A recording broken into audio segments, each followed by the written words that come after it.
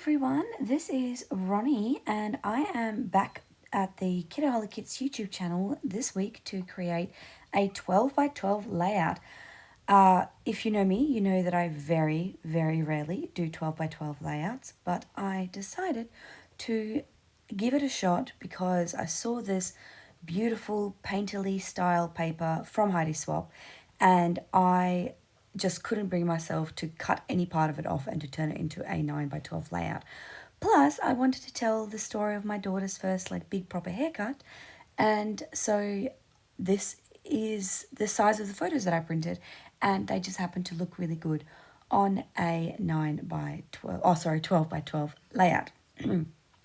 So I am layering the photos in a diagonal cluster like so, and I am sticking the front photo on the top, and then I'm sticking the middle photo on top of the back photo. And the reason is because in terms of the subject matter of the layout being my daughter's hair, this is the kind of formulation or the type of layout that didn't cover any of the hair, so to speak.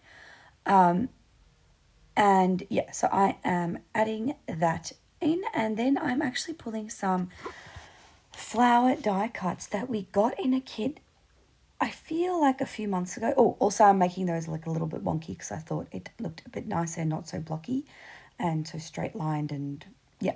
Anyway, so I got these flowers from a kit a few months ago and I never got to use them. So I am going to use them in this layout because the colors actually went so well with that background paper.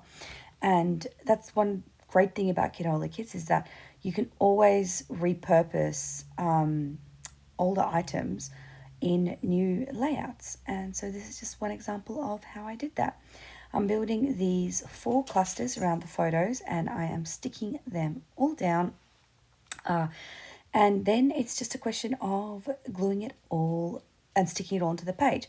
So I took some foam dots, and on the outer edges of this cluster that I created, I'm adding those little foam dots to create some dimension. But on the inner portion of this cluster, I'm actually just using glue to stick it down. This kind of creates a bit of a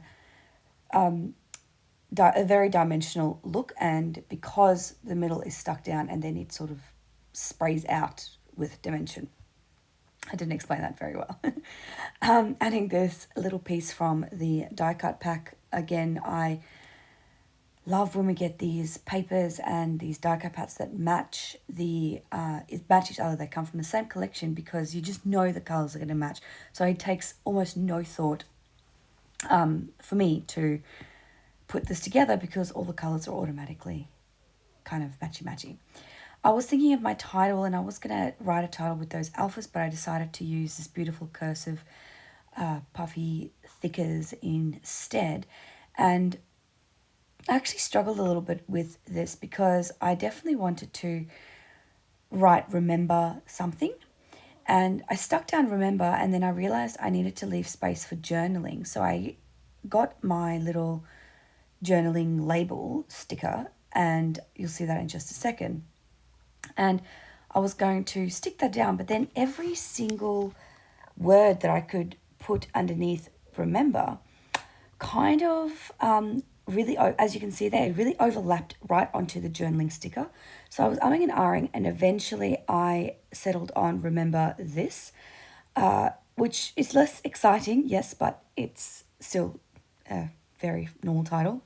Instead of using the little dot of the eye that came on that thicker sheet, I'm using that little love art.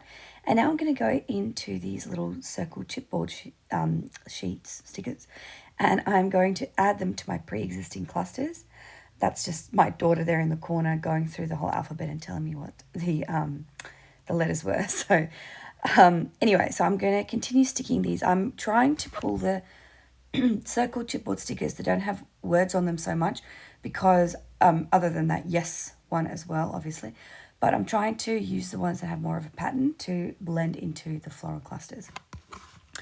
Now I like these little enamel dots, but they are not dots, they're little arrows. So I'm putting them on 2 spots. I'm putting the black ones down the bottom there, and at the top underneath True Story I'm going to put 3 of the gold ones. And what I liked about that is that it brought that gold from the title up into the rest of the layout as well. Now, moving on, I wanted to add some little sprinkly bits around the place. So I added some love hearts there. I added some stars, I think down the, yeah, those are the stars. I added those to the right-hand side. And then I also added this little circle cluster to the left. Now, I actually didn't like how this looked, and I don't realize I don't like it until I'm about to pack this layout away after I took all my photos, which means that pretty much though, like the photos will have those little clusters, but ultimately the layout will not. I decided to add like a little something else, which is quite funny because before I said I didn't want too much words, but I wanted to add the little so happy because I just felt like it completed that diagonal shape of this entire cluster. Added a little striped chipboard circle behind that, and then added the little love this tag down the bottom with a star enamel dot, and that is the cluster done. I am putting on the date, which I always do, doing a little bit of journaling because this is obviously a story of my daughter's first proper haircut, so I needed to write a little bit more than just 1 or 2 sentences, which is why I actually chose that bigger label. Once this is done, I decided it needed a border, and I added this sort of thick black border and had little fake stitching. And when that is done, this layout is complete. I am going to show you a bit of a close-up because I'm quite proud of my 12 by 12 layout because I don't do many of them. And yeah, that is it. Thank you very much for joining me. I will see you all next week. Bye.